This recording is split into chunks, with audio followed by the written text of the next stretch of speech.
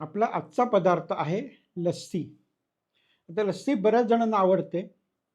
Especially जर उन्हाळ्यामध्ये आपण लस्सी पिली तर आपल्याला उन्हापासून थोडा बचाव होतो किंवा थोडं बरं वाटतं.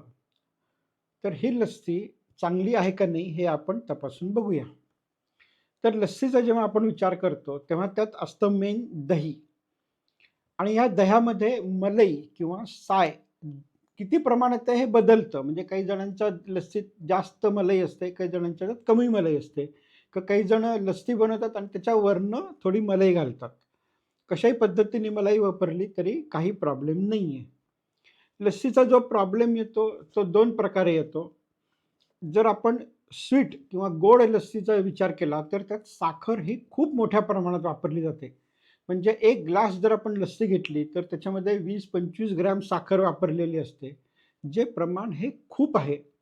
आता हे एवढं का वापरायला लागतं? कारण ते दही जे आहे, ते जर आंबट असेल, तर लस्सी चांगली लागत नाही आणि ती चांगली लागावी म्हणून त्यात मोठ्या प्रमाणात साखर वापरली जाते, जे चुकीचं आहे.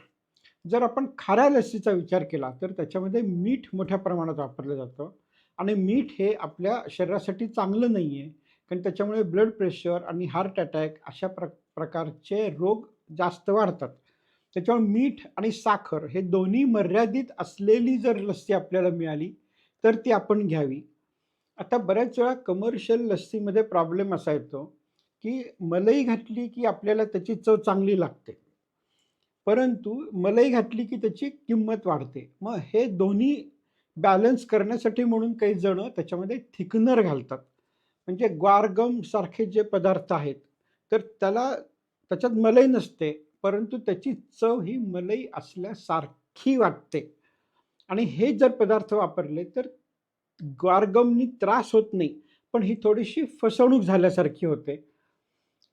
त्याच्यामुळे जर त्यात थिकनर न घालता फक्त मलाई आणि थोडं कमी आंबट दही, त्याच्यामुळे आपल्याला कमी साखर वापरायला लागेल. अशा पद्धतीची जर लस्सी असेल, तर ती त्या मानाने चांगली असते आणि मी ह्याला रेटिंग देतो आहे 5 पैकी 3.5.